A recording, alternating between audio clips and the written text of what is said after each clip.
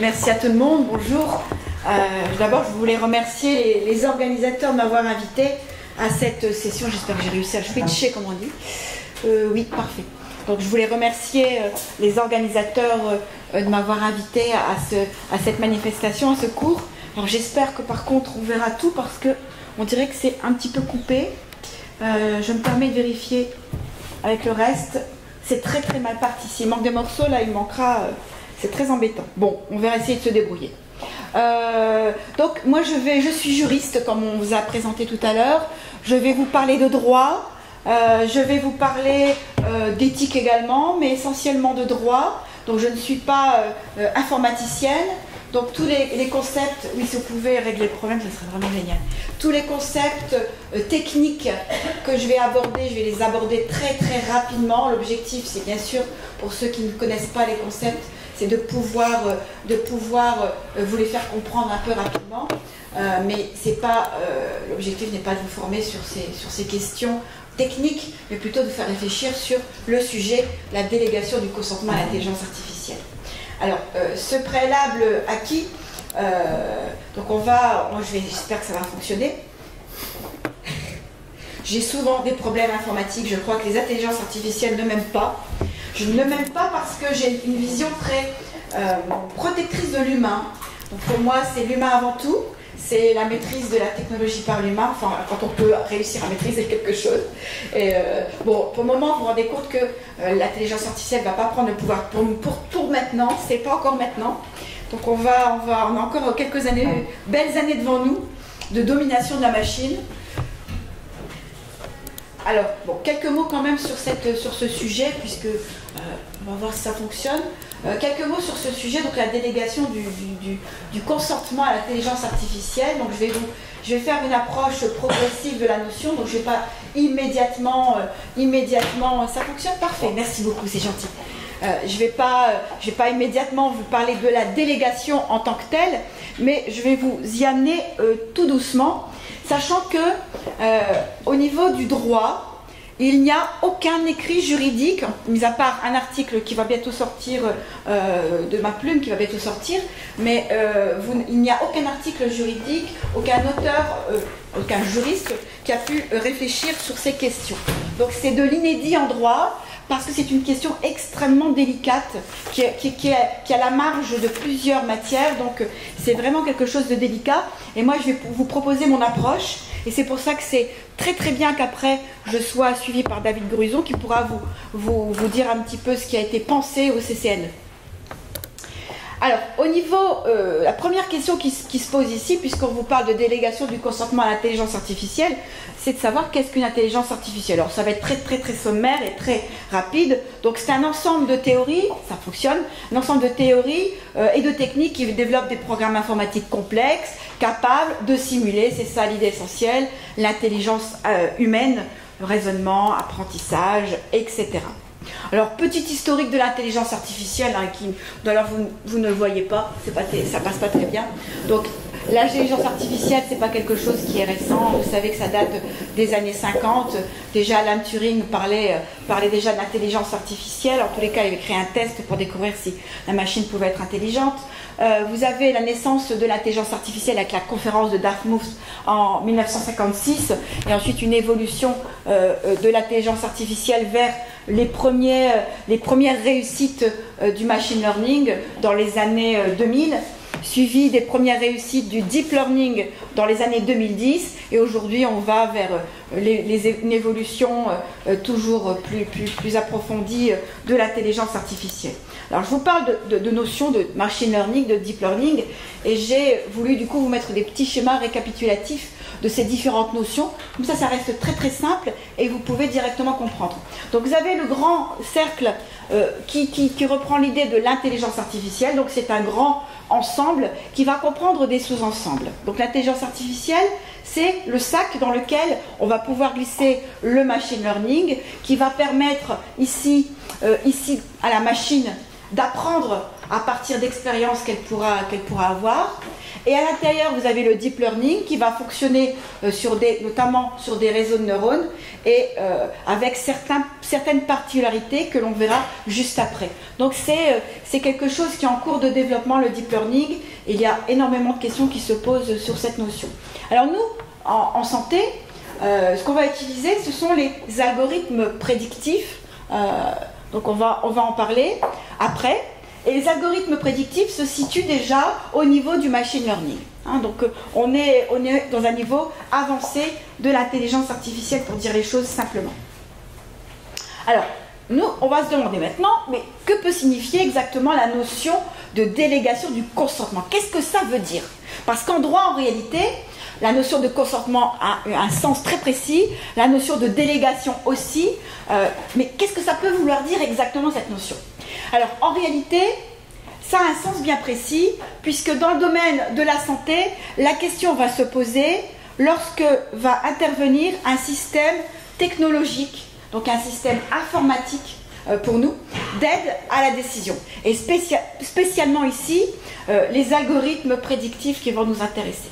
Donc là, l'idée c'est, que se passe-t-il quand vous avez un système d'aide à la décision?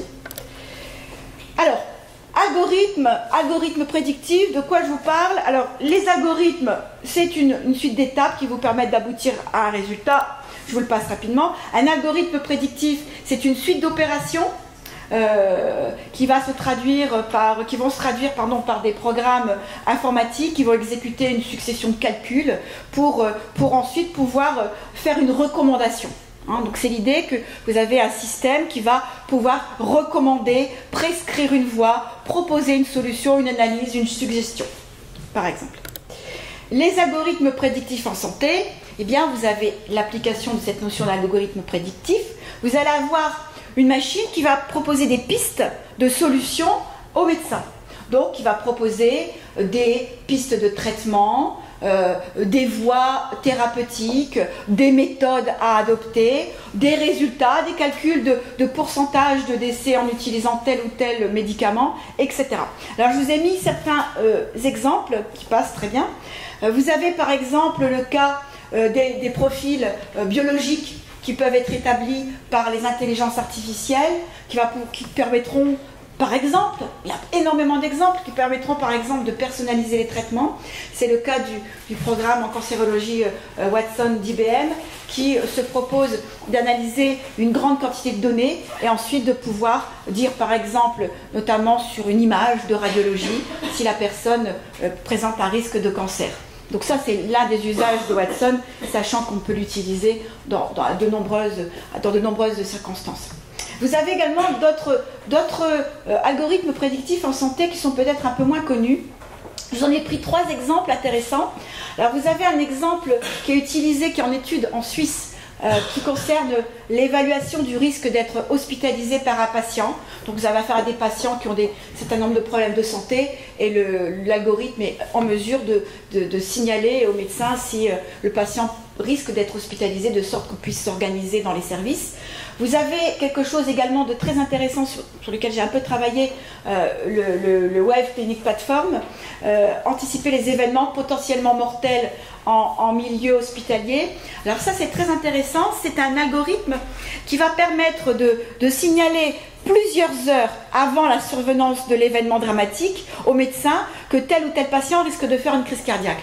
Donc vous avez le personnel qui pourra immédiatement réagir, donc le personnel pourra avoir plusieurs heures, donc ça peut aller jusqu'à 8, 9 heures, 10 heures avant la survenance de l'événement. Donc on peut réussir à s'organiser pour mettre en place un certain nombre de méthodes, faire venir les médecins spécialisés, etc. pour réanimer le patient. Donc vraiment s'organiser pour éviter le décès. Donc ça c'est vraiment quelque chose d'extrêmement intéressant. Et vous avez également, plus récemment en études aux États-Unis, des algorithmes qui sont utilisés en psychologie, notamment pour détecter les personnes qui nourrissent des idées suicidaires, par exemple. Mais c'est quelques exemples, il y en a évidemment beaucoup d'autres. Et c'est toujours très intéressant, donc c'est vraiment un apport à la médecine, c'est vraiment une aide pour la médecine. Alors, donc il y a véritablement de grands bénéfices qui sont attendus de tous ces algorithmes. C'est pas aujourd'hui, il n'y a pas qu'aujourd'hui qu'on les utilise, ça existe déjà depuis un certain nombre d'années. En tout cas, des systèmes technologiques d'aide à la décision existent déjà depuis un certain nombre d'années. Aujourd'hui, on passe sur les systèmes technologiques type deep learning, ou en tout cas machine learning, mais vous avez, ça existe déjà depuis quelques années, je vous en parlerai peut-être après. Alors, les grands bénéfices attendus pour les patients ici ne doivent pas faire oublier un inconvénient qu'on va aborder tout au long de cette intervention. L'inconvénient, c'est qu'ils ne sont pas neutres. Alors, généralement, on utilise ce mot dans certaines circonstances que je vais justement évoquer maintenant, mais très rapidement, parce que ce n'est pas l'objet de mon propos. Alors, pas neutre, effectivement, vous avez un grand nombre de questionnements éthiques et juridiques qui se posent quand on vous parle d'algorithme qui n'est pas neutre. Donc, vous avez des problèmes éthiques liés à l'algorithme en lui-même. Donc, on vous parle souvent de transparence, comment fonctionne l'algorithme prédictif, on vous parle de confiance, on vous parle de biais. On vous parle de maîtrise de l'outil par l'homme, on vous parle de formation à l'utilisation. Donc en médecine, il faudrait que le médecin soit formé à l'utilisation de ce type de technologie. On vous parle de pertinence. Je ne vais pas développer ces notions, ce n'est pas l'objet. Sauf certains points, on verra tout à l'heure. Au niveau juridique, on vous explique qu'effectivement, comme ce sont des technologies, des systèmes qui sont nourris de données, eh bien, il y aura des règles en matière de respect et la protection des données des personnes. Vous aurez des règles de responsabilité algorithmique. Vous aurez un certain nombre de règles qui vont venir se greffer pour réfléchir à ces questions. Tout ça, c'est bien intéressant, mais ce n'est pas tout à fait ce dont je veux vous parler. Moi, ce qui va m'intéresser, c'est par rapport au sujet qui m'a été donné, donc cette fameuse délégation du consentement à l'intelligence artificielle. Donc on va s'attarder surtout sur un point particulier. Ici, c'est effectivement le cas de la pénétration de ces outils technologiques au sein de la relation de soins qui va m'intéresser, puisque après une étude menée sur ce sujet, je me suis aperçue qu'il allait y avoir un impact, pardonnez-moi, sur le processus de décision médicale. Donc en réalité, d'utiliser un système d'aide à la décision va impacter cette relation médicale, le processus en tout cas de la décision médicale. Donc c'est ça qui va nous retenir ici, et je vais me tâcher de vous l'expliquer en 2 points, puisque ce risque pèse de deux sortes.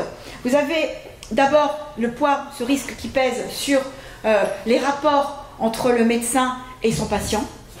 Et vous avez ce risque qui pèse par rapport à la place du médecin lui-même dans le processus décisionnel. Donc vous avez ces 2 risques aujourd'hui qui sont bien réels, que j'ai pu analyser. En tout cas, je vais vous proposer mon analyse qui n'est pas forcément exhaustive, mais en tout cas, c'est mon analyse. Alors, donc d'abord, cette première réflexion à mener, c'est que se passe-t-il par rapport aux relations entre le médecin et le patient? Eh bien, vous avez quand même une certaine influence dans le rapport entre le médecin et le patient, cette influence qui va être de 2 natures. Déjà, la première chose, évidemment, mais c'est la plus simple, enfin presque, c'est que le médecin, bien entendu, doit recourir à un logiciel d'aide à la décision qui va présenter une certaine sécurité. On va évoquer, en droit ça a un sens très particulier, je vais l'ouvrir un petit peu à plus que ça. Et vous avez deuxième questionnement, c'est le risque de placer l'algorithme au cœur de la relation médicale. Donc ça veut dire que normalement c'est le patient qui est au cœur de la relation, et bien là le risque c'est que ce soit l'algorithme qui prenne la place de l'humain et la place du patient au cœur de la relation, et c'est ce qu'on va évoquer dans cette partie. Alors, donc, l'obligation de recourir à un logiciel d'aide à la décision sûre, il y a des choses déjà qui sont connues. Donc on peut partir d'une chose connue, évidemment au niveau de l'approche juridique, un logiciel, donc un programme donc d'aide à la décision du médecin, eh bien il y a une nature juridique. Et ça c'est rassurant pour les juristes, parce qu'on peut se raccrocher à quelque chose. Si on regarde les textes applicables, et je ne vais pas vous embêter plus que ça avec le droit, ne vous inquiétez pas, eh bien le logiciel n'est pas neutre, c'est-à-dire qu'il existe une qualification juridique. Le logiciel a juridiquement le statut de dispositif médical. Donc là, on en est sûr aujourd'hui.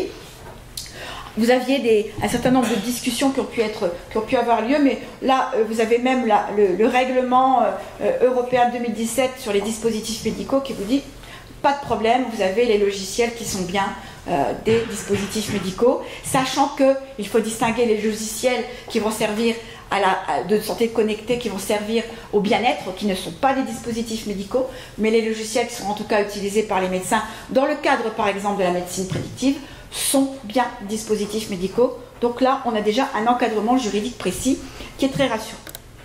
Néanmoins, cette notion de décision de logiciel sûr, on peut aussi la réfléchir par rapport à l'approche éthique. Et là, vous avez deux idées. Déjà, et ça je l'ai évoqué très brièvement, mais là je vais développer un tout petit peu, pour être véritablement sûr, l'algorithme ne doit pas présenter de biais. Donc ça veut dire que vous devez, pour faire simple, vous devez être sûr des données que vous mettez en entrée dans la machine, sachant que une altération de la qualité des données, une altération des données qui sont proposées en entrée va entraîner une altération de la solution médicale au final. Donc là, c'est extrêmement important qu'il n'y ait pas de biais ici. Vous avez également l'idée très importante qu'il faut pouvoir comprendre comment le logiciel a abouti à la solution proposée. Pourquoi? Parce que vous aurez au bout de la chaîne un médecin qui va être utilisateur de ce logiciel, et en utilisant le logiciel, s'il ne comprend pas, s'il ne sait pas pourquoi ce logiciel a décidé ce qu'il a décidé, décider c'est un grand mot, en tout cas le résultat qu'il a proposé, comment le médecin va pouvoir faire confiance à la machine? Et ça, c'est une question qui est pertinente et que je réévoquerai juste après. Et ensuite, vous avez le problème de la boîte noire du deep learning, dont vous avez peut-être entendu parler. En tous les cas, si vous n'êtes pas informaticien, vous connaissez peut-être déjà un tout petit peu. La boîte noire, donc c'est la question du fonctionnement de la machine. Tout à l'heure, je vous parlais de deep learning. Donc c'est ce qui est au cœur de la machine. En réalité, les spécialistes d'intelligence artificielle, en matière de deep learning, savent très bien ce qu'il y a en entrée, savent ce qu'il y a en sortie, mais par contre, ils ignorent encore aujourd'hui comment ça fonctionne au milieu. Donc, on ignore comment la machine a abouti au résultat donné. Alors ça, ce problème, eh bien, va avoir une incidence importante sur nos logiciels d'aide à la décision médicale, surtout par rapport aux questions juridiques, évidemment. Donc ici, en raison de cette boîte noire, que même pour le moment en tout cas, les spécialistes d'intelligence artificielle ne parviennent pas à ouvrir, le médecin ne sait pas comment la machine décide. Quand j'y décide, c'est bien sûr propose une solution au médecin, ni pourquoi elle aboutit à cette solution. Également, il est impossible de vérifier sur quelles données l'algorithme s'est fondé pour aboutir au résultat proposé. Ça, c'est une deuxième difficulté. Et bien sûr, il est également impossible de remettre en doute le résultat, puisqu'on ne sait pas du tout comment la machine est parvenue au résultat. Donc vous avez cette boîte noire qui constitue un réel handicap en matière de santé. Alors, donc, la solution, et ça c'est une proposition bien entendu, il faut aujourd'hui que l'on puisse aller, c'est une mission, aller vers l'ouverture de cette boîte noire pour que le résultat soit explicable. Ça, c'est véritablement essentiel, spécialement en médecine. La machine doit pouvoir rendre des comptes. Ça, c'est également extrêmement important. Donc, on s'approche gentiment de notre sujet de la délégation du consentement. Deuxième question, par rapport à cette place du patient et le médecin. Le risque de placer l'algorithme au cœur de la relation médicale, à la place du patient, est une véritable inquiétude. Une inquiétude que je vais aborder avec vous tout de suite et qui interroge sur cette délégation du consentement. On pourrait imaginer que finalement le patient n'est plus à consentir du tout, hein, c'est un petit peu l'idée, que le patient soit gommé de la relation et que tout soit dévolu à la machine, en tout cas par une espèce de binôme entre le médecin et la machine, donc quelle est la place du patient dans cette relation. Alors le risque, c'est la disparition donc, du patient dans le processus de la décision médicale en cas de recours à un outil informatique prédictif. Donc ici, la multiplication des technologies en santé n'est pas nouvelle. Donc on pourrait se dire que finalement, le recours à des technologies d'intelligence artificielle n'est guère différent de ce qui s'est passé déjà depuis des dizaines d'années en santé, puisque nous avons des évolutions quand même technologiques considérables, notamment avec des machines de plus en plus performantes d'imagerie, des machines comme des robots chirurgicaux, etc. Donc finalement, les logiciels d'aide à la décision ne sont qu'une avancée de plus, qui ne sont pas vraiment spécifiques.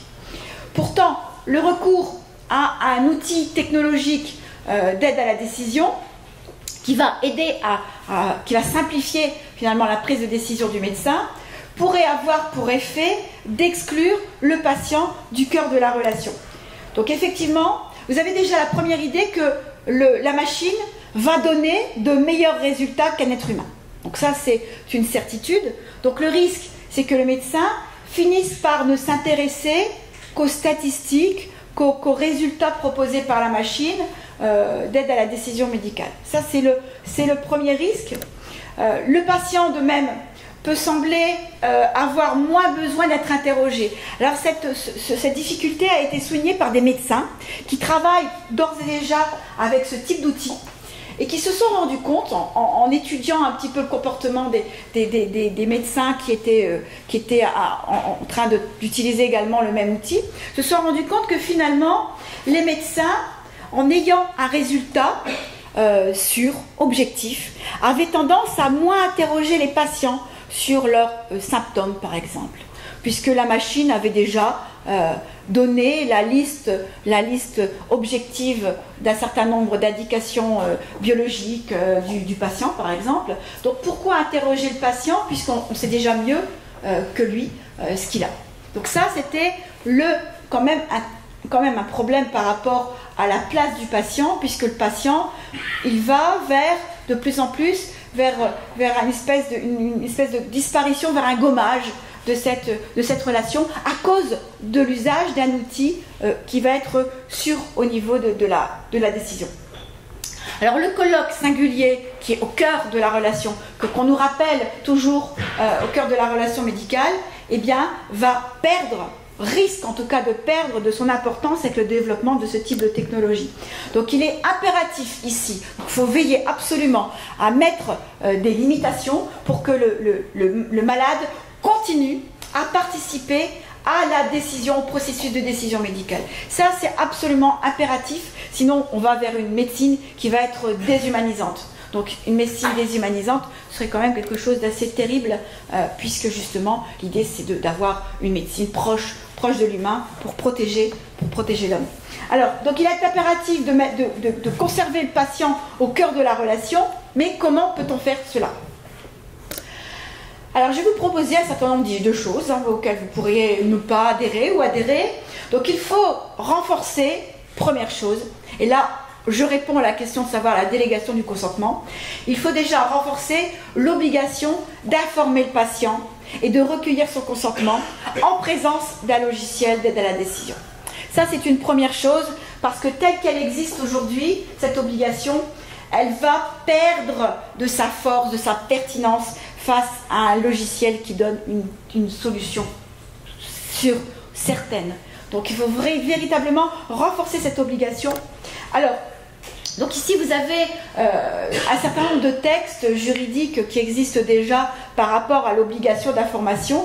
Eh bien on doit aller plus loin en matière d'algorithmes prédictifs et on doit considérer que l'information sera véritablement centrale. En fait, on peut prendre le modèle de la télémédecine ici, puisqu'en télémédecine, le médecin est amené à expliquer très clairement ce qu'il va faire aux patients, donc quels outils, quels vont être les praticiens qui vont intervenir, comment ça va se passer, etc.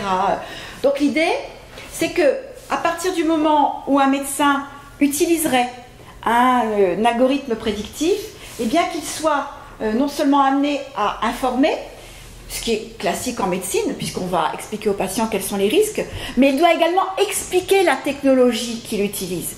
Donc ça veut dire que, déjà, ça veut dire que le médecin doit la maîtriser, doit la comprendre.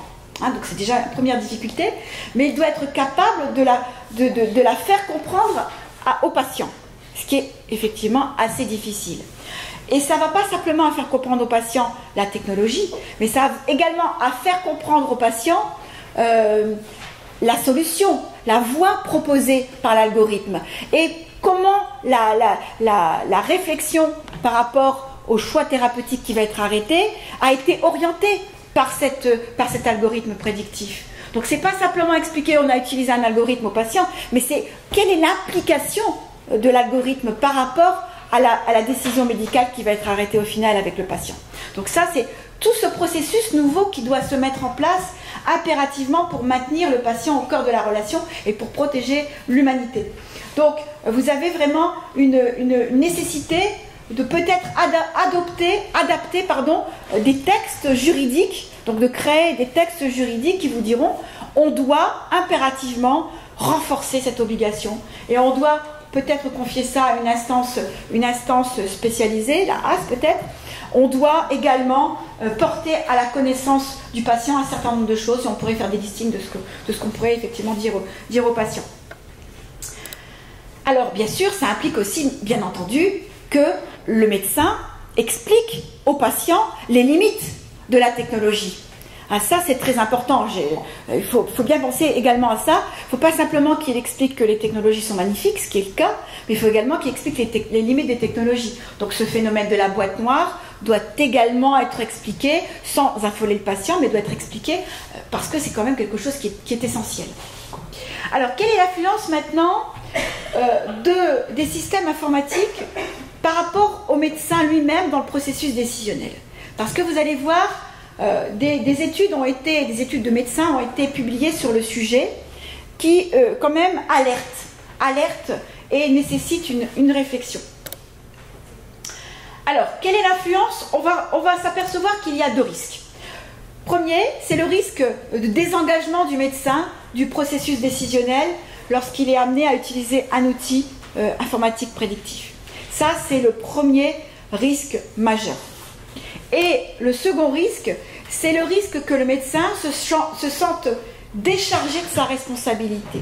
Donc là, on arrive de plus en plus vers le droit, puisque évidemment, si vous avez un médecin qui a l'impression d'avoir délégué son consentement à une machine, eh bien, il considérera que c'est elle qui a décidé à sa place, et donc il n'est pas responsable de ses décisions. Examinons donc ces deux points. Premier groupe de risques, ce sont les risques de désengagement du médecin du processus décisionnel face à l'outil informatique prédictif. Alors, ici, l'idée importante, c'est de maintenir, tout à l'heure on a vu que c'est le patient qu'on ne doit pas oublier du processus décisionnel, eh bien on a la même chose par rapport au médecin. On doit absolument maintenir la place prépondérante du médecin dans le processus décisionnel lors de la phase de déploiement des systèmes informatiques d'aide à la décision. On se rend compte que ce déploiement risque de finalement nous faire oublier l'homme. On oubliera le patient et on oubliera le médecin. Donc ça, c'est quand même assez dramatique. Alors, premier problème que j'ai déjà évoqué tout à l'heure, donc là, c'est pas nouveau. Premier problème, le médecin n'a pas la possibilité de remettre en cause la solution de l'algorithme.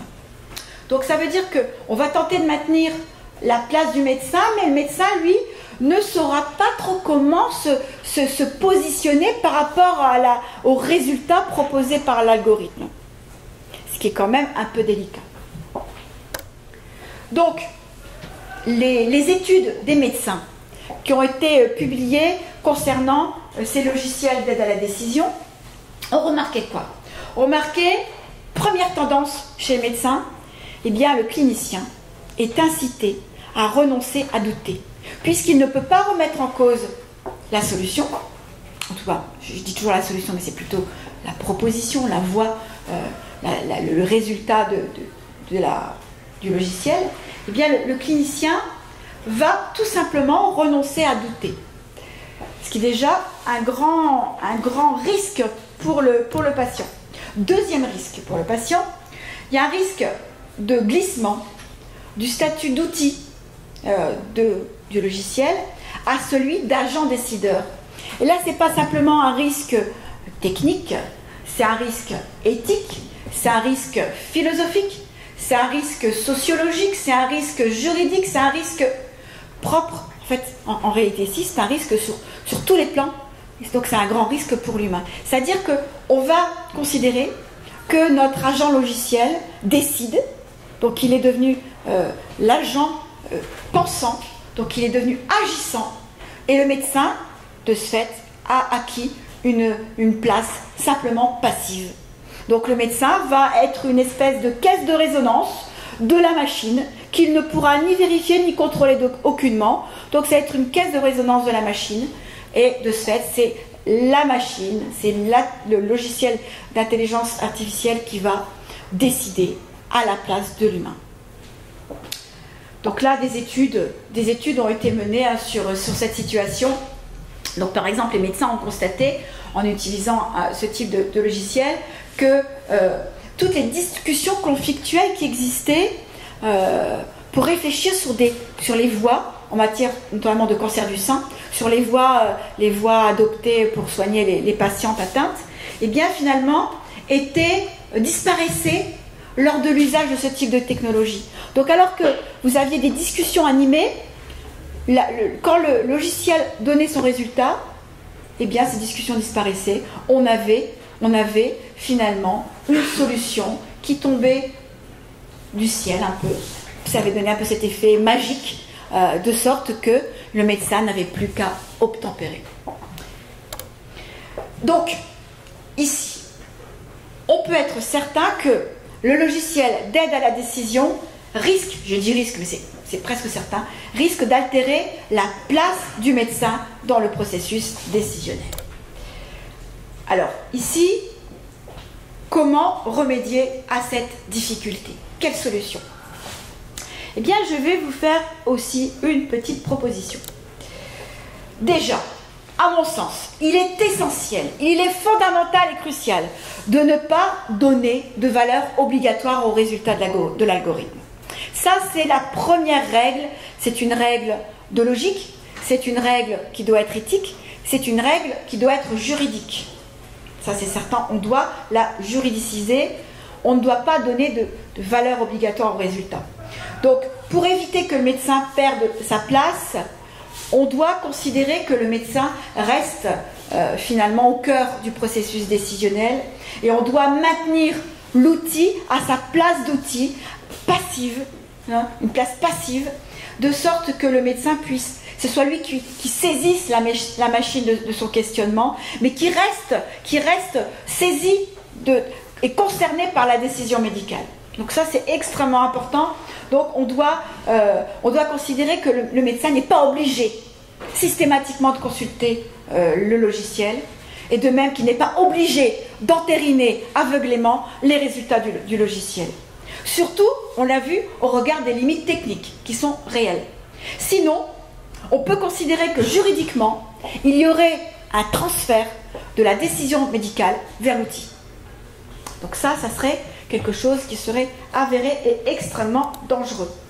Deuxième chose, pas de délégation de la décision à la machine. Donc ici, on doit prendre en considération que l'algorithme prédictif ne fournit pas une solution en soi. Même si les médecins ont, je vous l'ai démontré auparavant, même si les médecins ont la sensation que la décision tombe du ciel et qu'ensuite n'ont plus qu'à l'entériner, c'est une voie, c'est une proposition pour le médecin. Ce n'est pas la décision, c'est juste une possibilité. En fait, c'est juste un élément, au même titre qu'une analyse biologique, au même titre que les résultats, pourquoi pas d'une radiographie. Ce n'est juste qu'un élément d'information pour le médecin. Ça doit rester à sa place d'élément informatif pour le médecin. Donc le médecin, grâce à ce moyen, garde le contrôle. Et bien sûr, ça va impliquer qu'il y ait des formations des médecins, parce que ce sentiment très humain de déléguer ce consentement à la machine, eh bien, va forcément se généraliser, de sorte qu'il faudra bien former les médecins pour qu'ils se contiennent, pour qu'ils évitent justement de perdre le contrôle par rapport à cette machine.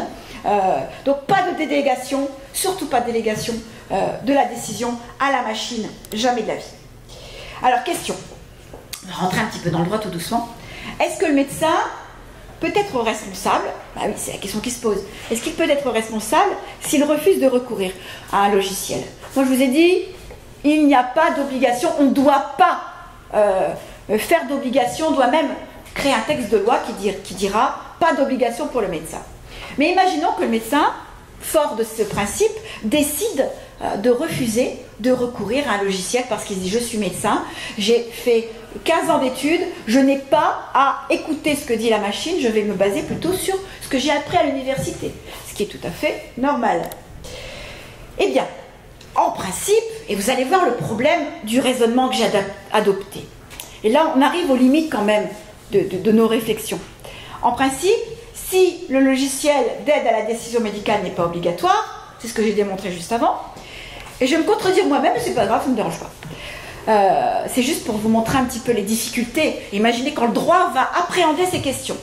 Donc si c'est pas obligatoire, eh bien le médecin ne peut pas engager sa responsabilité. Ça veut dire qu'il est libre de recourir ou pas aux algorithmes prédictifs. Donc ça, en droit, on devrait décider pas d'engagement de responsabilité. Sauf que ça serait trop beau. Sauf que on va avoir des patients qui vont de leur côté recourir et qui le font déjà, je ne vous ai pas cité de marque, mais il existe déjà des algorithmes prédictifs utilisés par les patients eux-mêmes qui vont aller voir un petit peu quelles sont les pistes, les voies préconisées par la machine, et qui pourront comparer ça avec les voies préconisées par l'humain, qui pourront se dire mais le médecin a commis une erreur, une faute, puisqu'il n'a pas recommandé tel médicament par exemple, alors que mon algorithme me dit que j'aurais dû utiliser ce médicament. Donc on peut très bien imaginer que le patient qui a guéri en 6 mois au lieu de guérir, comme il imagine, en 3 mois, pourra attaquer le médecin en responsabilité, au regard de tout ce qu'il aura pu par ailleurs examiner. Le médecin qui aurait refusé d'utiliser ce type d'algorithme. Alors, sachant que, ici, les médecins sont tenus d'une obligation de moyens. Pour retenir la responsabilité, ici, notre prétendue victime devra quand même prouver l'existence d'une faute médicale. Donc elle va devoir prouver, donc c'est de cette manière que ça va s'orienter vers les tribunaux en l'absence de texte précis, de droit. Donc ça veut dire que la victime va devoir prouver que l'omission du médecin d'avoir recouru à un logiciel ou d'avoir refusé d'entériner le résultat est bien constituée une négligence fautive qui engendre pour elle une perte de chance de bénéficier d'une meilleure prise en charge. Donc on est dans le potentiel, l'éventuel, parce que la notion de perte de chance c'est quelque chose de très très difficile à établir, mais néanmoins on peut très bien imaginer, dans une idée d'américanisation de la justice, que le patient livre les résultats de son propre algorithme et on voit apparaître effectivement une grosse différence entre la situation réelle et la voie choisie par le médecin. Et que le juge, impressionné lui aussi par l'algorithme prédictif, eh bien, décide de condamner le médecin qui n'aurait pas suivi la voie indiquée. Alors, à partir de là, la question va être celle de savoir, et ça sera la question que les tribunaux se posera, est-ce que finalement le médecin, en refusant de recourir à l'algorithme, a bien tout mis en œuvre pour soigner le patient? Et à mon avis, ça ira, le questionnement ira sur les fameuses données actuelles de santé qu'on évoque souvent depuis les années 30, puis l'arrêt Mercier. Les données actuelles de santé ou les données les plus usuelles de santé, enfin il y a plein de terminologies possibles. En tout cas, les dernières données de santé, c'est sur ce terrain-là que les tribunaux iront pour condamner le médecin. Donc en réalité, vous avez un certain nombre de textes que je vous ai mis ici, qui vous évoquent cette question des dernières connaissances médicales avérées, etc. Donc on peut imaginer que les juges condamnent le médecin en estimant que l'algorithme prédictif était effectivement une donnée actuelle de santé, faisait partie des dernières connaissances médicales et que le médecin aurait dû prendre en compte ici l'algorithme ou au moins ses résultats. Donc ça, c'est un risque au regard de ces textes que je vous mets ici. Donc, proposition,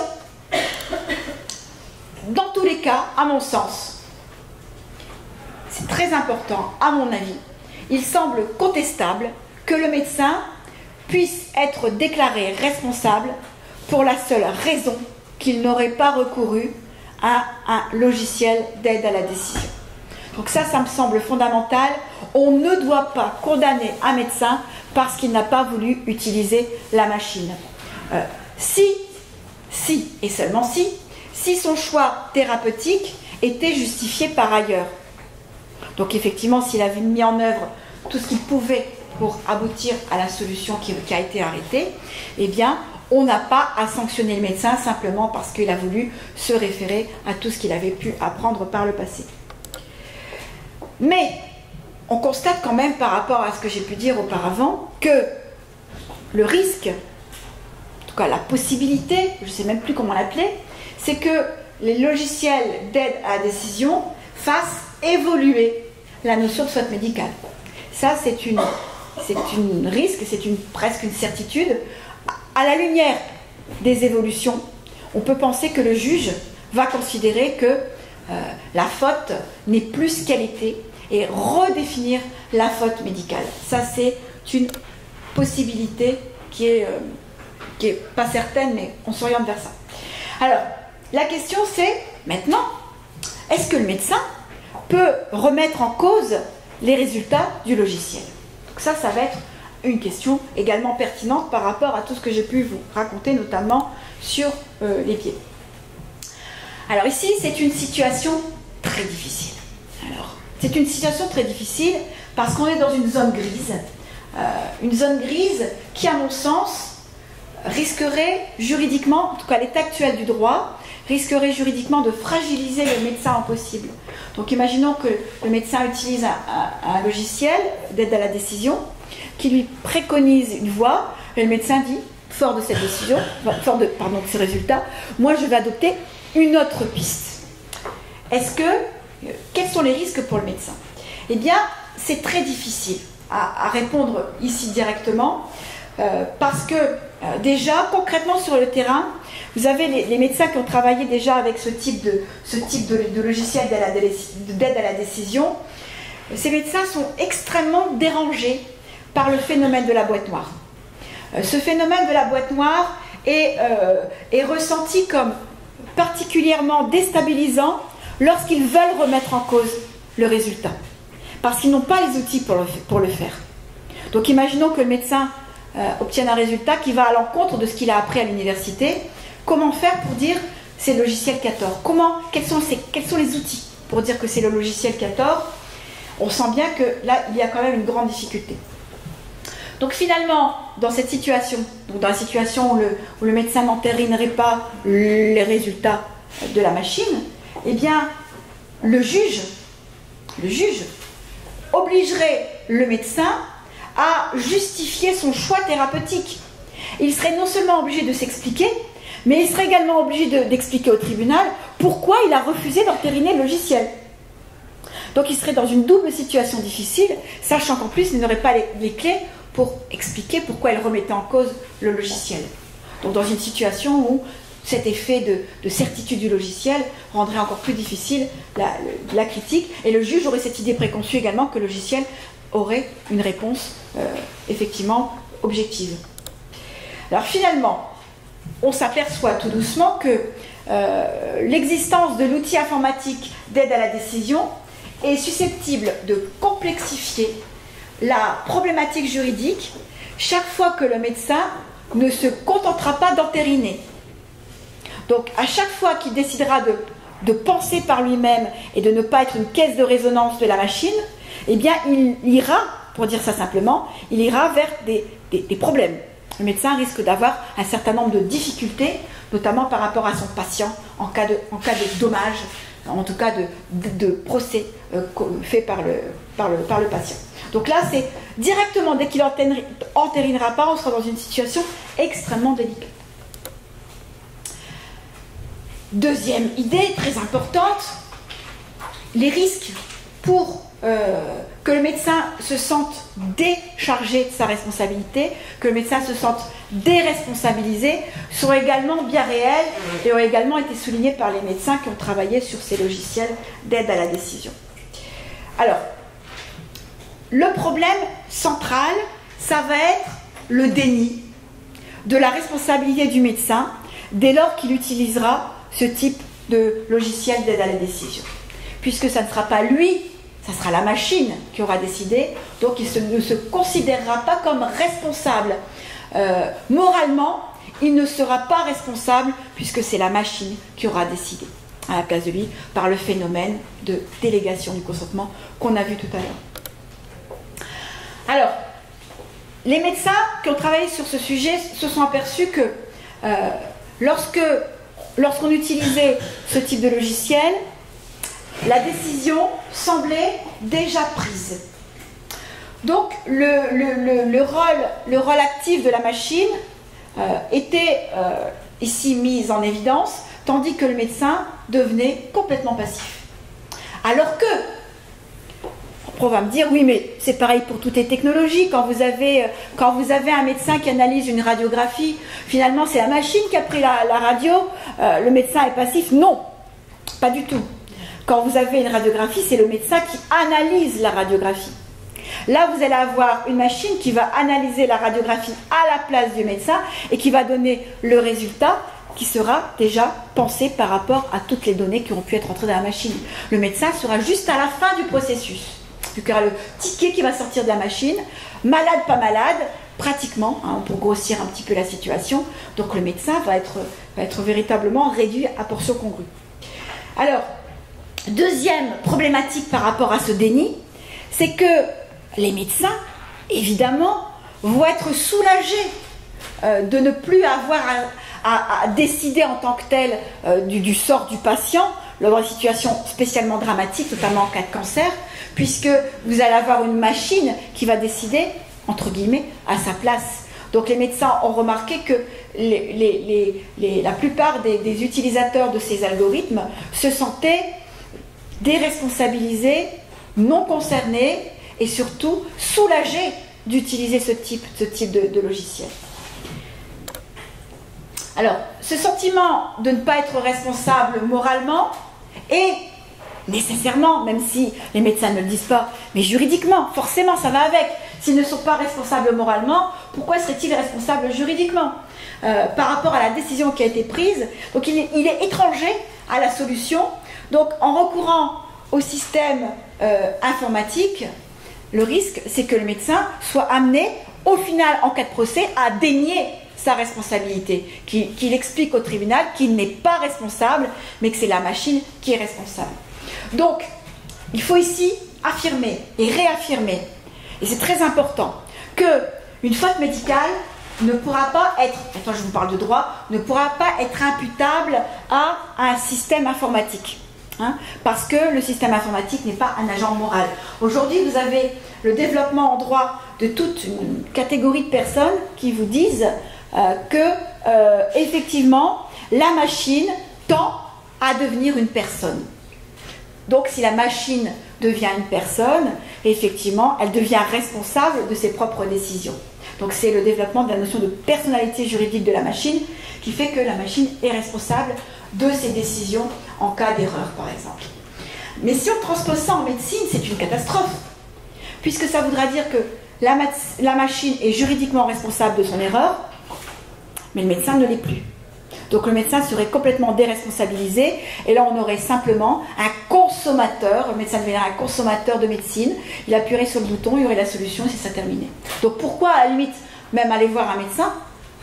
Il suffirait que le patient utilise ce type de technologie chez lui, il suffirait ensuite d'aller voir le médecin pour qu'il prescrive les médicaments indiqués, et puis voilà, la médecine terminerait de cette manière. Donc effectivement, il faut refuser que la machine soit considérée comme un agent moral. La machine n'est qu'une machine aujourd'hui, en tous les cas. Elle doit rester à son statut de machine et elle ne saurait pas être responsable d'elle-même. Très important. Donc ça, c'est un combat que je mène depuis des années. Proposition donc. avec le développement croissant de ce type de technologie en santé, on doit considérer, on doit affirmer, ça va être notre position de principe, que le médecin conserve la maîtrise du processus décisionnel. C'est dur, je sais, c'est dur, c'est lourd, ça veut dire que le médecin va utiliser une machine et qu'il sera quand même responsable. Oui, c'est ça que ça veut dire. Donc c'est très dur, puisque, rappelons encore une fois le phénomène de la boîte noire, etc., et les limites, puisque le médecin ne maîtrisera pas tout le processus qui va être réalisé par la machine. Mais il doit rester maître de la décision médicale. Il doit rester responsable juridiquement de la décision médicale qu'il va adopter. Donc il doit être responsable devant un tribunal face à une victime éventuelle de ses fautes, même lorsqu'il utilise ce type de logiciel. C'est également, à mon sens, extrêmement important. Donc en conclusion sur la responsabilité,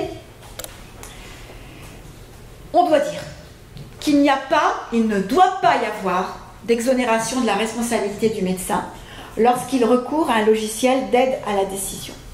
Donc il n'y a pas de délégation du consentement, il n'y a pas de délégation d'aucune sorte à la machine, c'est le médecin qui reste au cœur de la décision avec son patient. Donc on retrouve l'homme face à l'homme et c'est très très bien comme ça.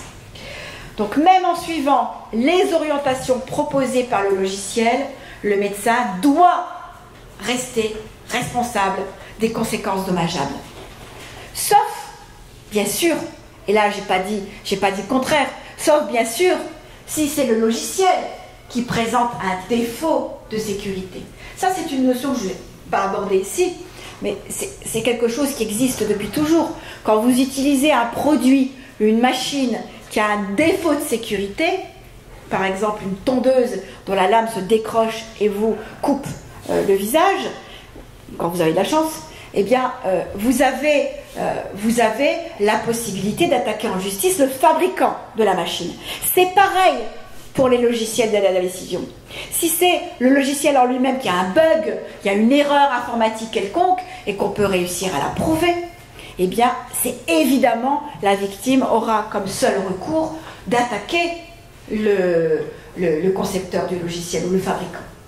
Mais, en dehors de ce problème spécifique de défaut de sécurité du logiciel, eh bien, toute la responsabilité reposera, bien entendu, sur le médecin.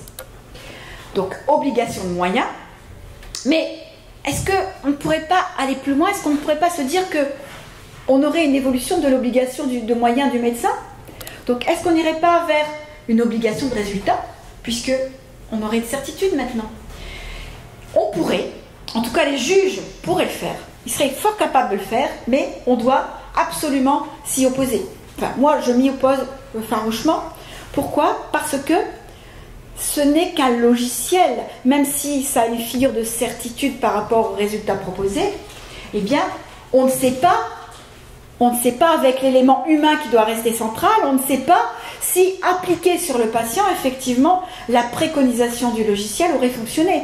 Effectivement, la thérapie dans cette hypothèse-là fonctionne, selon le logiciel par exemple, à 80%, eh bien la patiente peut être dans cette petite portion où ça ne fonctionnerait pas avec lui. Donc on n'a pas de certitude du résultat, parce qu'on a un matériau humain, et le matériau humain n'est pas une machine. On ne sait pas si en appliquant un médicament qui fonctionne sur une personne donnée, eh bien on ne sait pas si la personne va réagir correctement. Donc on ne pourra pas, à mon sens, aller vers une obligation de résultat, parce que ça s'appliquera toujours à un matériau non prédictif, c'est-à-dire l'humain, on ne sait pas vraiment comment son corps réagira. Donc voilà, sur ces dernières paroles, je vous donne mon numéro mon mail et mon numéro de téléphone si vous avez des questions à poser éventuellement, si on n'a pas le temps d'en débattre ici. Donc je vous remercie beaucoup de votre attention. J'espère que je n'ai pas dépassé le délai, et je vous remercie beaucoup.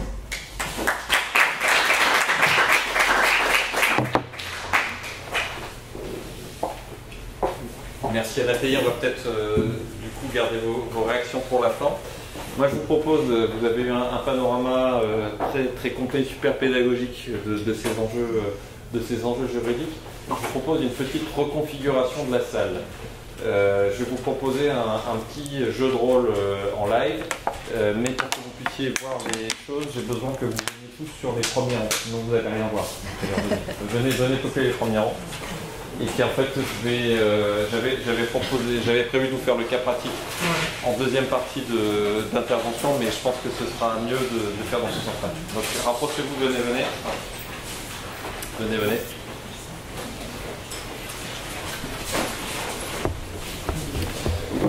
Je vais faire un truc. Correspondre à ce que tu veux. Vous m'entendez? C'est bon.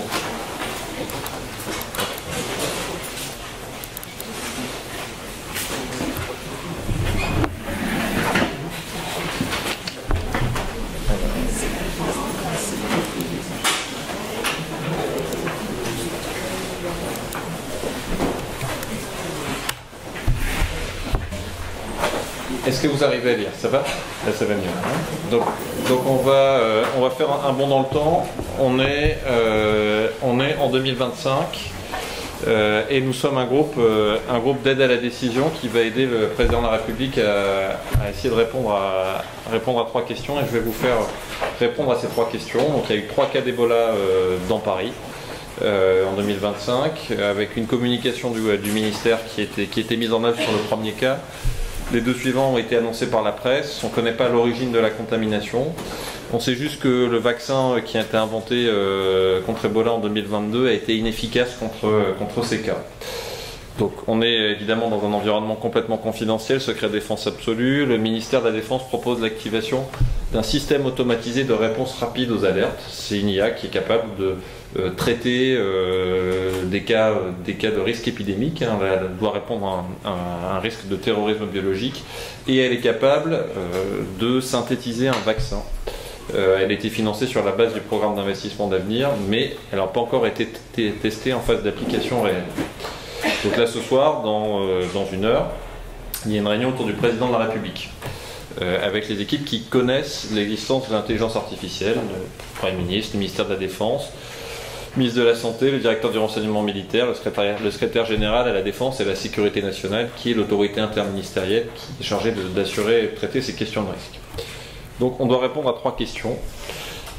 Question 1.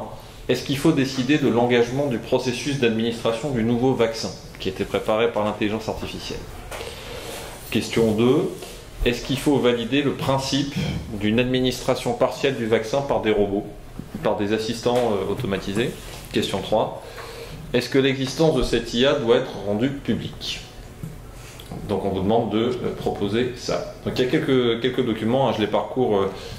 Si on était en conditions réelles, je vous laisserai 3 heures pour préparer le cas, mais on va aller un petit peu plus vite. Donc vous avez une note du directeur général du ministère de la Santé, qui fait un point sur la gestion de crise. Il rappelle les cas. Donc un cas qui s'est présenté aux urgences de Kremlin-Bicêtre, qui a montré que ce monsieur Hurtin avait reçu un vaccin contre Ebola et que le vaccin était inefficace. Il y a un deuxième cas qui a été retrouvé chez un SDF dans le 13e arrondissement de Paris, puis un 3e cas qui n'avait pas été recensé au départ chez une petite fille qui est décédée à l'hôpital de la Pitié-Salpêtrière.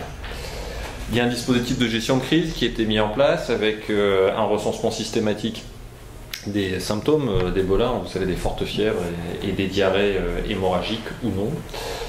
Et des mesures de recensement ont été mises en place depuis ces 3 cas.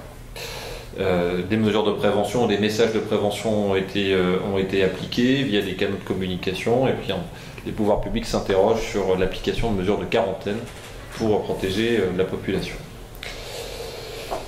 Les choses se sont un peu accélérées au cours des 24 dernières heures, nous dit le directeur général de la Santé, puisque l'hypothèse d'une attaque terroriste biologique, ça n'est qu'une hypothèse, a été portée sur une chaîne d'information nationale. Le ministère de la Santé, là c'est lui qui parle, n'a pas les informations pour confirmer ou infirmer. Sachez simplement qu'il y a eu un communiqué de presse de revendication de cette attaque terroriste.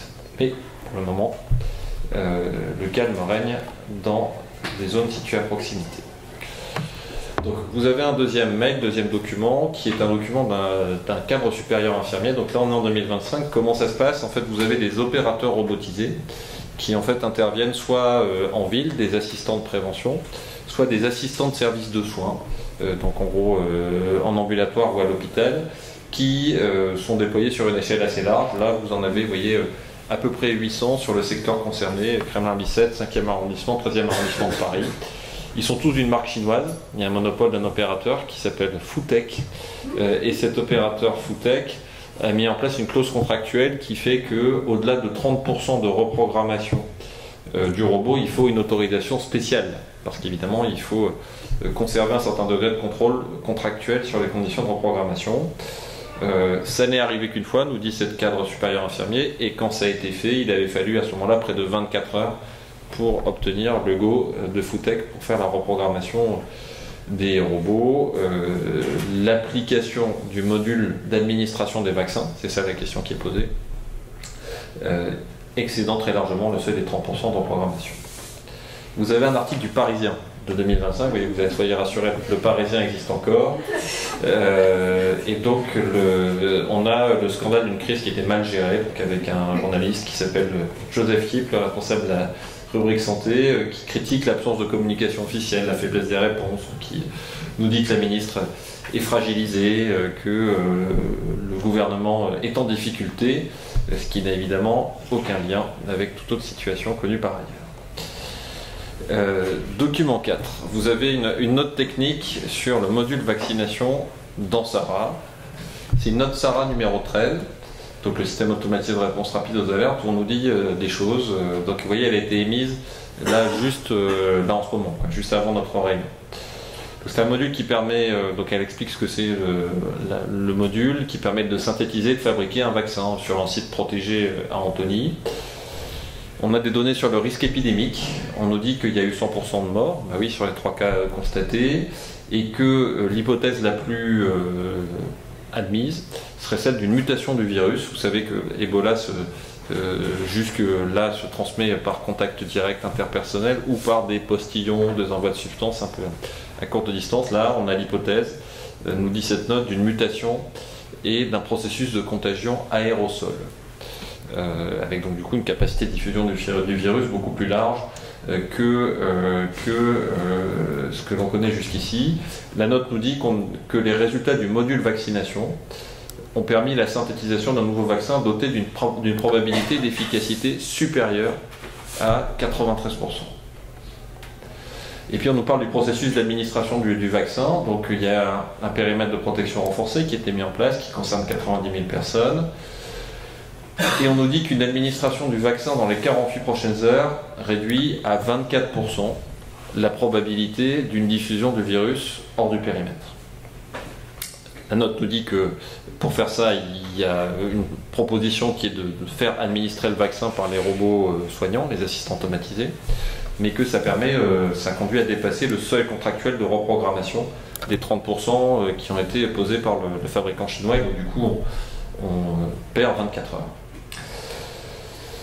La note nous dit que pour atteindre cet objectif de délai, donc on bloque à presque 80% de chance le virus dans le périmètre, il faut une validation d'engagement du processus de fabrication par le Premier ministre et le Président de la République, donc, du vaccin, avant ce soir à minuit. Passé ce délai, toute attente complémentaire augmente très notablement la probabilité de dissémination du virus au-delà du périmètre, qui est 30% au bout de 6 heures, 35% au bout de 12 heures, 50% au bout de 24 heures. Et on nous dit que le choix d'un recours à des intervenants uniquement humains, qui vont moins vite que les robots, augmente à chaque fois de 10% la probabilité de dissémination du virus hors du périmètre de protection renforcée. Vaccin qui n'a donc pas encore été testé en application réelle. Et puis vous avez le dernier document, un tract diffusé par le syndicat national Sauvons notre santé. C'est un tract furibard. Des robots aux manettes, on n'en veut pas. C'est une crise gravissime, mais quand même, on foule aux pieds les responsabilités des intervenants humains. Le SNAS dit non à la robotisation de la gestion de la crise, à l'administration automatisée des vaccins, mais comme le SNAS a été en cours avec Nathalie, il a quand même pris des leçons de droit et il sait que s'il fait grève, il y a une capacité de réquisition des professionnels hospitaliers des professionnels de santé en cas de gestion de crise. Voilà les documents que vous avez. Je vous laisse Donc je reviens aux 3 questions. Faut-il décider de l'engagement du processus d'administration du nouveau vaccin, synthétisé par intelligence artificielle? Faut-il valider le principe d'une administration partielle du vaccin par des assistants automatisés? Et est-ce qu'il faut rendre publique l'existence de l'IA? Je vous laisse réfléchir 2 minutes, vous avez le droit de parler avec votre voisin, vous avez 2 minutes et après je vous repose les 3 questions. Voilà.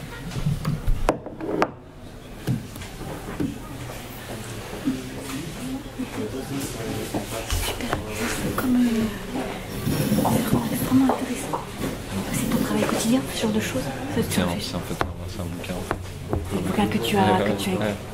Et c'est un extrait de ton bouquin? C'est en fait une adaptation sous forme de gestion K que j'avais fait pour Sciences Po. Et toi, le travail que tu fais au quotidien, c'est ce type de... Ouais, un peu, pour la partie académique. Ah, c'est génial.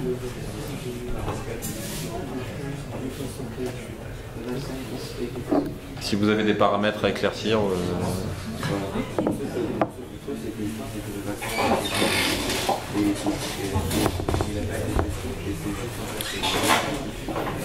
Je compte combien, vous m'autorisez, hein, je compte combien vous êtes, hein, je vais vous demander de voter après. Hein. Alors, Bernard n'a pas le droit de voter parce qu'il connaît la solution.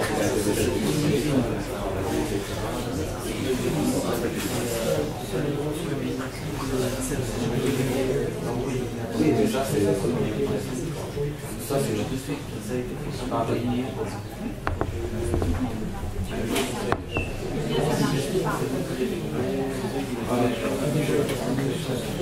on va déjà créer une agence d'association. Là, on sait, là,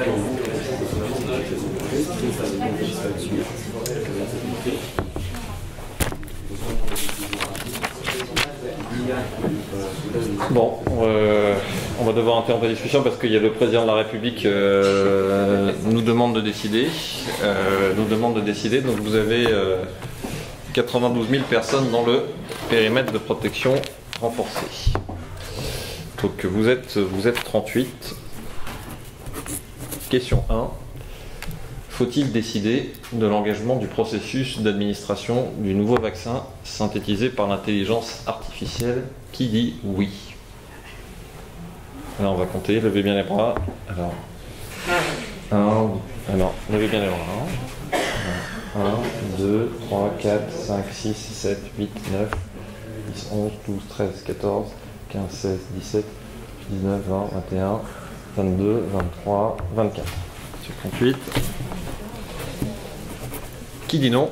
Donc du coup, les 14. Voilà, plutôt par là. Merci. Question 2. Alors là, vous avez compris, une fois qu'on a répondu à la question 1, on va considérer que ceux qui ont répondu non à la première question passent dans l'étape d'après. Là, le vaccin est décidé. Est-ce qu'il faut valider le principe d'une administration partielle du vaccin par des assistants automatisés? Une fois qu'on a décidé qu'on vaccine, est-ce qu'on utilise ou pas les robots? Qui dit oui? Qui dit oui? Oui, partiel, oui, je peux comprendre plus. Oui, non, c'est une administration partielle en complément de l'intervention humaine. Hein, vous voyez, oui, en plus, pour être efficace. Et vous voyez la demande du syndicat, c'est il faut faire 100% d'intervention humaine. Qui est pour une intervention partielle des robots? Plutôt, on va faire l'inverse. Qui est contre? Personne. Troisième question, plus politique. Une fois qu'on a déclenché tout ça, est-ce que l'existence de l'IA doit être rendue publique? Qui dit oui? Qui dit oui? Alors, 1, 2, 3, 4. Elle est secrète hein, jusqu'à présent, hein, vous avez compris. 1, 2, 3, 4, 5, 6, 7, 8, 9, 10, 11. Vous hésitez. 12, 13, 14, 15, 16, 17, 18, 19, 22, 23, 24. Vous êtes transparent, puisque à 25 sur 38, vous la rendez publique. Bien. Dans ceux qui appliquent pas, qui décident pas le vaccin, est-ce que vous pouvez expliquer pourquoi? Pourquoi vous lancez pas la vaccination? Ça c'est le piège. Il n'a pas été testé avant, donc en fait ça revient à déléguer la responsabilité à la machine. Non, c'est ceux qui vont lever la main. Donc tu préférerais prendre le risque de laisser le virus se diffuser. Enfin, si on ne teste pas le vaccin avant, au préalable, ça veut dire qu'on repose entièrement sur la machine la responsabilité médicale de l'efficacité du vaccin. Ça empire la situation.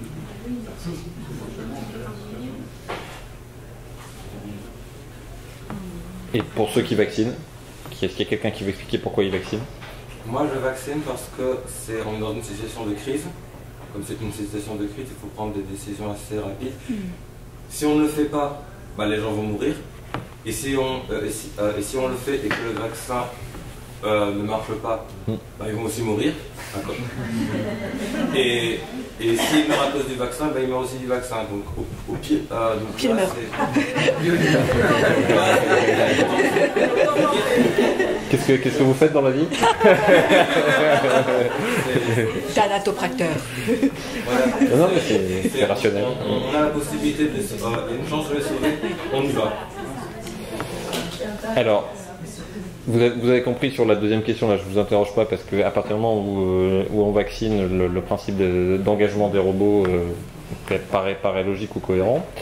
Troisième question sur on publie ou on publie pas, on rend public ou on rend pas public. Alors, est-ce que quelqu'un veut expliquer pourquoi il souhaite rendre public l'existence de l'IA alors qu'elle a été secrète? Vas-y. Le gouvernement, je pense qu'il a le devoir d'être transparent vers des décisions qui sont de l'ordre du collectif. Du coup, pour moi, la transparence, c'est un devoir. Mais est-ce que tu crains pas que, comme ils ont gardé le projet secret jusqu'ici, en pleine phase de gestion de crise, ça va un peu inquiéter tout le monde? Parce que tu comprends que les gens, là, ils vont se vacciner sans savoir que le vaccin a été préparé par une IA. Moi, c'est déjà en amont qu'on prépare ça et il n'y a rien qui doit être secret. Oui, mais là, en l'occurrence, dans le cas pratique... On est en 2025. Oui. Il y a prise dans l'habitude. Alors, qui veut... Oui. Avec ça, j'ai été développé pendant 15 ans. Il y a plein de gens qui m'ont dit donc là, si vous proposez un vaccin, mais dans les choix, je ne sais pas. Elles sont plus à l'aise parce que c'est trop peur de l'autre. Donc au moins, si vous leur dites le test, le truc, c'est l'intelligence artificielle, a priori, c'est quasiment sûr. Peut-être que ça aurait été plus. Pris d'adhésion. Moi, j'ai voté contre. Et alors, pourquoi tu rends pas public? Si, moi, j'en ai public, moi, j'ai voté contre justement le fait d'administrer. D'accord. À ce moment-là, je trouve. Alors, qui veut pas rendre public? Moi, je vois qu'à rendre l'intelligence artificielle publique à ce moment précis, ça causerait plus des paniques et du chaos que résoudre le problème. Parce que déjà, il y a une assoce qui était citée plus bas, qui était contre, même qu'elle ne prend pas en connaissance qu'il a déjà une IA derrière. Elle est contre les robots, donc se dit que le vaccin a été fait par une IA, donc par un robot. Là, ils ont juste avoir des points pour s'appuyer contre le vaccin en lui-même. En tout cas, merci de vos réponses. Alors, vous avez en fait un taux de vaccination de à peu près 75-80% qui est le même taux que les élèves ENARC. À qui j'ai posé les 3 questions. Par contre, vous rendez plus public que les que les élèves ENARC et que les élèves de Sciences Po. Je sais pas s'il faut en tirer des conclusions, mais je suis ici de cette école et je lui dois le plus grand respect. Moi, je pense que qu'est-ce qui est à sortir de ce cas? 2 choses. Le premier, c'est que la temporalité de gestion de crise est un facteur très puissant de contraction d'espace-temps, mais aussi de pression sur l'exercice de l'autonomie de notre volonté. On est dans un temps court, il y a des décisions à prendre, il y a une pression qui s'exerce, et dans ce moment-là, le risque de délégation de décision ou délégation de consentement à l'IA est sans doute plus fort. Et puis vous avez une deuxième notion, c'est que dans les documents, le truc à voir, mais qui n'est pas facile à voir, mais une fois que vous l'aurez vu ce soir, vous aurez retenu ça pour toute votre vie, c'est que ce document-là, qu'est-ce qu'il y a qui doit interpeller? Qu'est-ce qu'il y a qui doit interpeller? Confidentiel défense. Ouais. Comment? Alors Madame dit confidentiel défense, non, c'est le Parlement. Qui est l'auteur de ce document? Sarah lui-même. Eh oui, eh oui, eh oui. Et alors qu'est-ce que ça Il y a un conflit d'intérêt. Eh oui. Et une non-objectivité peut-être sur sa capacité. Parce que la loi d'Asimov nous dit que l'IA, elle est dans une confrontation individuelle, elle ne doit pas nuire à un intervenant humain, mais là on est face à un cas collectif. Les lois d'Asimov n'enseignent pas de manière absolue à l'IA qu'elle doit toujours dire la vérité. Est-ce qu'elle peut, les chiffres qu'elle produit et qui paraissent documentés, documentables, étayés, étayables, est-ce que c'est la réalité ou est-ce que ce n'est pas la réalité? Est-ce que ça correspond à quelque chose? Est-ce qu'on a un moyen de contre-expertiser ça? On est dans un temps court, il y a le mur de la décision. Est-ce qu'on lui fait confiance ou est-ce qu'on lui fait pas confiance? Et vous voyez bien que la réponse n'est pas facile à donner, elle n'est pas facile à apporter. Mais c'était ça que je voulais vous faire retenir, c'est que l'élément le plus important, c'est de garder une prise de recul, de ne pas acheter pour argent comptant les données parce qu'elles sont issues de l'algorithme. Parce que dans des cas comme ça, si on part sur un schéma d'évolution importante de l'IA, l'idée d'une déformation du réel ou d'une déformation de ce qui nous semble être le réel ou la vérité n'est pas forcément à écarter. Donc il faut avoir cette prise de recul. Voilà les deux messages que je voulais vous faire passer à partir de ce cas. Il y en aura peut-être d'autres. Je reviens au fil et puis vous allez voir, je vais revenir sur cet objet Sarah. La délégation du consentement à l'IA, Nathalie a tout dit et Cynthia a rappelé au départ ce que c'était Tikia. En fait, c'est une initiative académique pour essayer de. Moi, je suis prof à la chaire santé de Sciences Po. Je suis prof associé ici à Descartes en droit de la génétique, avec des collègues à la fois venant de l'algorithmique et qui sont intéressés à la santé, mais aussi venant des professionnels de santé qui sont intéressés au numérique. On a essayé de porter une série de propositions dans le débat public pour essayer de colorer davantage de santé la mission de Cédric Villani, et aussi pour faire entendre dans la préparation de la révision de la loi de bioéthique qui se passe en ce moment, qu'il ne fallait pas mettre des ceintures et bretelles de réglementation, parce que trop de réglementation sur l'IA et la technologie risque de bloquer l'innovation et risque de produire des effets très contre-productifs, du genre, si on surréglemente en France, en fait on va encourager les professionnels et les patients à avoir recours à des solutions algorithmiques conçues ailleurs. Le cas n'est pas théorique, hein. Vous avez la FDA, qui est l'agence de sécurité sanitaire américaine, qui a autorisé en avril un algorithme d'aide à la prescription, d'aide au diagnostic sur les rétinopathies diabétiques. Et aujourd'hui on peut très bien avoir là un patient puisque les patients sont de plus en plus informés, le médecin traitant lui dit je pense que vous avez une rétinopathie diabétique, je vais vous recommander à mon honorable confrère ophtalmo du quartier d'à côté. Et donc, le patient peut très bien lui répondre non, vous êtes bien gentil, je vous aime beaucoup docteur, mais je préfère que vous me donniez directement le cliché de fond d'œil, et puis je vais payer $150 pour obtenir l'avis de l'algorithme qui sera plus fiable ou réputé plus fiable aux États-Unis. Et donc vous voyez ce que ça provoque. Est-ce que cet algorithme est fiable ou pas fiable? On n'a pas de moyen de réguler les données sur la base desquelles il a été entraîné. Et ça c'est la première notion. Puis après, deuxième notion, ça crée un biais fort en fonction des revenus. Et donc derrière, si on bloque trop l'innovation en France et qu'on se protège de risques théoriques, on risque en fait de faire en sorte que ceux qui ont le plus de ressources vont s'échapper de notre système de santé et fragiliser le pacte de solidarité qui fonde la Sécu. Donc il ne faut pas bloquer l'innovation, mais il faut essayer d'identifier les risques qui sont d'ailleurs dans la science-fiction un peu trop vus comme le risque de domination de l'homme par la machine. Vous avez noté que dans la science-fiction, on vous explique rarement pourquoi les machines deviennent si méchantes. Vous voyez, c'est dans Matrix là, ou dans Terminator, on ne sait pas pourquoi. Elles veulent nous éliminer tout simplement parce qu'elles n'ont pas d'intentionnalité. Ce sont des programmes informatiques, et que le problème c'est pas la domination de l'homme par la machine, ce sont des risques plus précis, comme le risque de délégation.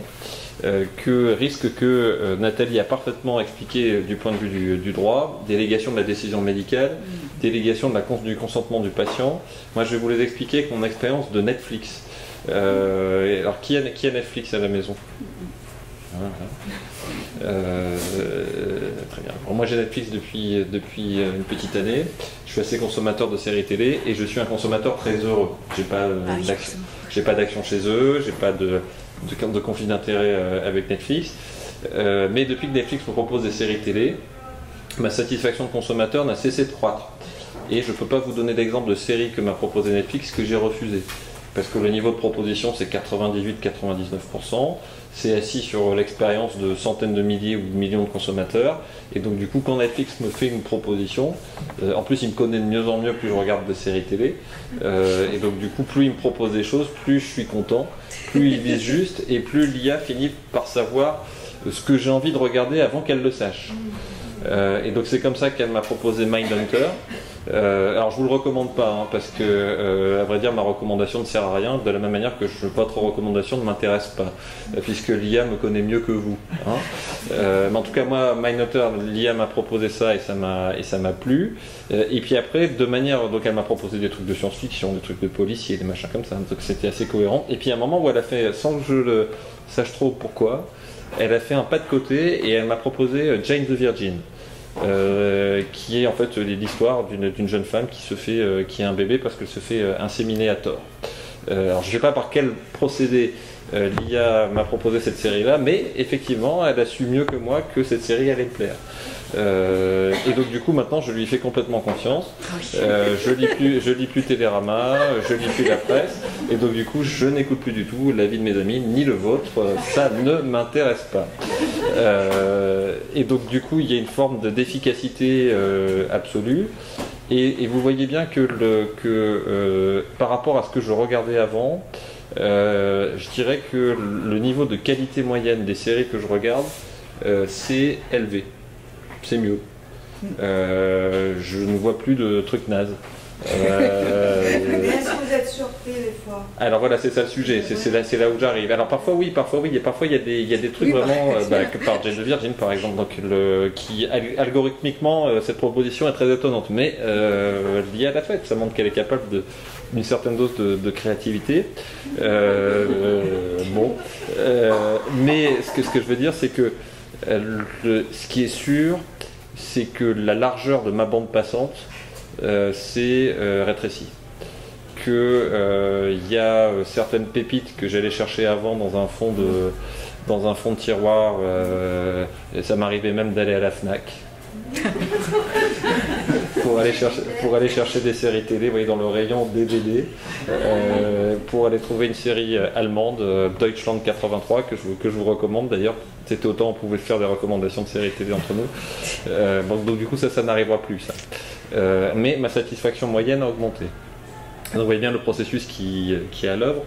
Alors là ça prête à sourire pour des séries télé, mais évidemment en médecine c'est la même logique, c'est-à-dire que si vous avez une proposition thérapeutique faite par un algorithme avec un niveau de recommandation de 99% assis sur des millions de précédents, en droit vous serez capable de refuser la proposition thérapeutique de la même manière qu'en droit je suis capable de refuser de regarder la série télé, mais qu'est-ce qui restera en fait de votre capacité à consentir? Vous voyez, c'est moins une remise en cause juridique qu'une évaporation réelle ou pratique de la capacité à consentir qui est un risque. Vous avez bien compris, hein, je le redis avec force, ces risques-là étant pour moi infiniment subséquents au risque éthique majeur qui serait de bloquer l'innovation technologique. Hein, vous voyez, on a des risques là qui sont infiniment inférieurs.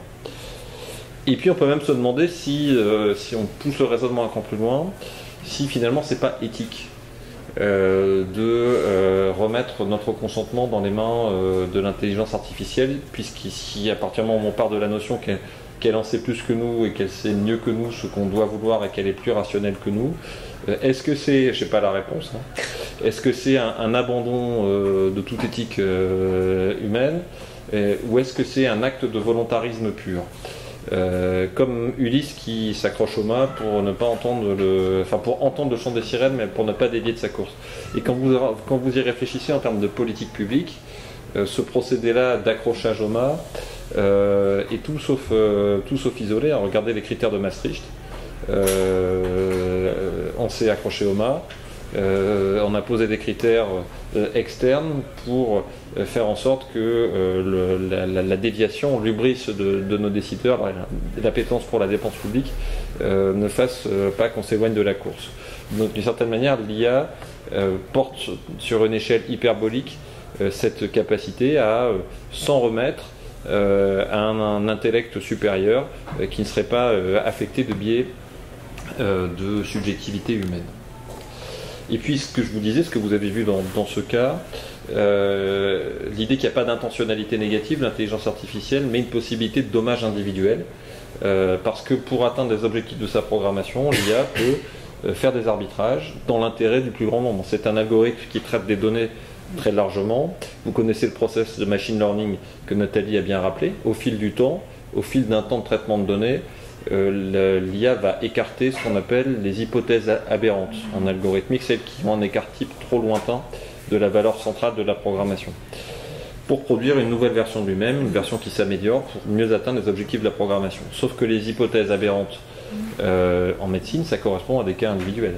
Ça correspond à cette personne en fin de vie à qui on ne proposera plus ce traitement coûteux parce que ces moyens financiers-là seront mieux utilisés pour le plus grand nombre. Est-ce que c'est bien ou est-ce que c'est pas bien? C'est bien pour le collectif, c'est bien pour le système, ça améliorera massivement la qualité et l'efficience du système, et il ne serait pas éthique de refuser ces innovations-là. Mais quand on se place du point de vue de la situation individuelle en question, il y a bien le risque d'une minoration de la prise en compte de l'intérêt individuel. Donc c'est le thème du cas Sarah. Si vous voulez aller plus loin et regarder la fiction, vous pouvez la trouver, hein, et vous verrez l'interprétation que je vous propose pour l'après, hein, et vous me direz ce que vous en pensez. En tout cas là pour ce soir, sur l'idée de délégation, ce que je voulais vous faire prendre conscience, c'est que ces questions-là n'amènent sans doute rien de plus qu'un réflexe constant à avoir, qui est là un réflexe éthique de prise de recul. Et que cette prise de recul, elle peut aussi s'accompagner d'un certain nombre d'outils juridiques, mais aussi de recommandations de bonnes pratiques. Ce qu'on a fait avec Ethicare, on a fait proposer un document en début d'année sur les 5 clés de régulation de l'IA, qui recoupe des points évoqués par Nathalie. Information et consentement du patient. Alors, on essayait de viser, vous voyez, la production juridique minimum. Hein. Pour en mettre, vous avez compris la logique, il faut mettre le moins de droits possible, parce que plus on en met, plus on bloque l'innovation, et donc du coup, plus on encourage les professionnels et les patients à aller chercher l'innovation ailleurs, dans un cadre qu'on ne peut pas réguler éthiquement. Donc il faut vraiment viser le droit minimum, mais le droit efficace. Là-dedans, on rejoint complètement ce qu'a dit Nathalie. Élargir le devoir d'information du médecin au patient, pour que le patient soit informé quand il y a une décision médicale du fait qu'elle a été appuyée sur un outil d'aide à la décision. Donc ça, c'est première clé. Le reste, ça n'est pas du droit dur, c'est pas du droit opposable, c'est des recommandations de bonne pratique. La deuxième clé, on proposait l'introduction dans la révision de la loi de bioéthique d'une garantie humaine de l'intelligence artificielle. Alors qu'est-ce que c'est? Vous en comprenez le sens intuitif, hein, c'est l'idée d'avoir une supervision humaine de l'IA sans forcément en dire plus, sans forcément en dire davantage. Et après, en laissant, vous voyez, des bonnes pratiques, on dirait du contrôle qualité, ou des normes de self-compliance se développer. On en a proposé 2. Un mécanisme de télémédecine de garantie humaine. Vous voyez, vous êtes médecin de première ligne, médecin traitant, l'algorithme vous fait une proposition, et puis vous ne l'achetez pas par rapport au cas clinique. Et donc là, la télémédecine de garantie humaine, c'est je passe un coup de fil à un médecin plus spécialisé, soit qui connaît bien ce domaine-là, soit qui est un peu le super Dr House qui a de la bouteille et qui saura transgresser la proposition et qui aidera à rassurer le médecin par rapport au risque juridique que tu évoquais. Deuxième outil, un collège de garantie humaine, soit à l'échelle d'un établissement ou à l'échelle d'un territoire, ou a posteriori, on va, avec des médecins, des soignants, des représentants des usagers, aller chercher tous les 2-3 mois 20 ou 30 dossiers médicaux pour appliquer un deuxième regard humain. Quel aurait été un diagnostic humain dans cette situation-là, a posteriori? Et vous comprenez le sens du sujet, c'est pour essayer de piloter le développement de machine learning de l'algorithme. S'assurer que les effets de délégation de consentement, de délégation de décision, de minoration de la prise en compte de la personne restent maîtrisables au fil du temps.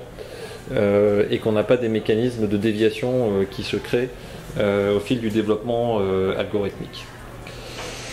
Mieux graduer la protection des données en fonction de leur degré de sensibilité, ça c'est un peu moins le sujet du jour, mais c'est quand même une donnée importante. Vous voyez, vous avez vu le règlement général sur la protection des données, il a un côté très abrasif. Il met toutes les données sur le même plan, alors que vous sentez bien que toutes les données de santé ne se valent pas, qu'il y en a certaines plus importantes que d'autres, et notamment les données génétiques. On a déposé un prototype de norme cadre avec l'Institut hospitalo-universitaire Imagine de Necker sur ce point. Accompagner l'adaptation des métiers, ça c'est pas le sujet de ce soir, mais c'est évidemment majeur en termes de formation. Ça le recoupe un peu parce que dans l'évolution de la formation médicale et aussi dans l'évolution de la formation des métiers de l'informatique de la santé, si demain vous vous dédiez à ça, ne serait-ce que vous voyez avoir cet enseignement-là, à un moment donné, ne pas acheter pour argent comptant les résultats de l'IA et toujours garder une dose de prise de recul par rapport à un contexte plus large, à des éléments peut-être aussi sociétaux, à des éléments de réflexe éthique, ne serait-ce que enseigner ou faire passer ce message-là, ça me semble être déjà une avancée en termes de formation. Et puis une supervision externe pour pouvoir s'assurer du respect des principes antérieurs. Alors, le comité consultatif national d'éthique, dont Cynthia Fleury est membre, a diligenté une mission spécifique dont il m'a confié le copilotage avec Claude Kirchner, qui est président du conseil d'éthique de l'INRIA. Il a délibéré, le CCNE, vous avez vu son avis qui était rendu la semaine dernière. Et donc l'avis du CCNE pose finalement une gradation, vous voyez, qui recoupe assez bien ce que je viens de vous exprimer, mais avec les termes d'une terminologie donc il a dans l'avis, donc c'est l'avis qui va engager la révision de la loi de bioéthique, en disant qu'il y a, alors ça c'est pas les termes du CCNE, c'est les miens, c'est risques éthiques principaux, qu'il y a deux premiers risques associés à l'IA, l'insuffisance du recours au numérique, donc il ne faut pas bloquer le système de soins, il n'est pas éthique de ne pas s'ouvrir à la technologie et à l'IA, et deuxième risque, si on surréglemente en France, si on met trop de droits, on va faciliter l'importation de solutions externes qu'on ne pourra pas réguler éthiquement. Donc ça, le CCNE a repris ce raisonnement. Ce qui est majeur, parce que vous voyez, en termes d'éthique du numérique, c'est une vraie bascule conceptuelle par rapport à ce qu'on aurait pu peut-être attendre. Et puis après, le CCNE expose des risques, ça c'est encore une fois mon expression, mais c'est pour que vous compreniez, des risques intrinsèques à la technologie. Vous voyez, on retrouve les idées. Le risque de priver le patient face aux propositions, mais c'est plus précis, face aux propositions de décision fournies par des algorithmes, d'une large partie de sa capacité de participation à la construction de son processus de prise en charge, la délégation de consentement. Et puis après, deuxième notion, le danger d'une minoration de la prise en compte des situations individuelles dans le cadre d'une systématisation de raisonnement fondé sur des modèles qui peuvent être calibrés de façon à limiter la prise en compte de l'ensemble des caractéristiques spécifiques à chaque patient. C'est mieux dit que ce que je vous ai exposé tout à l'heure, c'est peut-être plus précis techniquement, ça traduit cette possibilité ou ce risque de confrontation de l'intérêt individuel par rapport à l'intérêt du plus grand nombre collectif. Et puis pour répondre à ces risques, le CCNE a fait sien le principe de garantie humaine, en proposant son insertion au niveau législatif dans la prochaine loi de bioéthique, et en reprenant, vous voyez, les petites clés pratiques. D'une part, le principe de procédé de vérification régulière, ciblée et aléatoire, vous voyez, c'était les sélections sur dossier avec un deuxième regard humain. Et puis il parle aussi de cette notion de télémédecine de garantie humaine pour avoir un deuxième avis médical humain lorsque c'est requis. Vous voyez, on n'est pas dans du droit dur, c'est plutôt des trucs et astuces pour aider à la prise de recul dans la décision médicale. Alors, le cas pratique de gestion de crise que je vous ai développé, on l'a vu tout à l'heure, mais c'était peut-être mieux de le faire dans ce sens-là. Et puis, un élément de conclusion avant d'échanger, c'est que de ma pratique de 20 années en système de santé, on sait mieux réglementer qu'on sait encourager l'innovation. On sait davantage bloquer qu'on sait ouvrir. Et là, sur l'IA, il ne faut pas se tromper, on ne peut pas se tromper, parce que la puissance de l'outil est telle que si on verse un peu dans ce travers français d'une surréglementation, non seulement on bloquera l'innovation, mais en plus on approfondira les risques éthiques parce qu'on facilitera l'importation de solutions conçues ailleurs qu'on ne peut pas contrôler éthiquement, et le mouvement inverse, qui est un mouvement de fuite du système de santé pour ceux qui auront les moyens de le faire. Et donc si on se trompe de curseur dans le niveau de régulation, si on ne définit pas cette régulation positive adaptée, on risque d'avoir de vrais mouvements de déstabilisation de notre système de santé. Voilà les quelques idées que je voulais vous faire passer.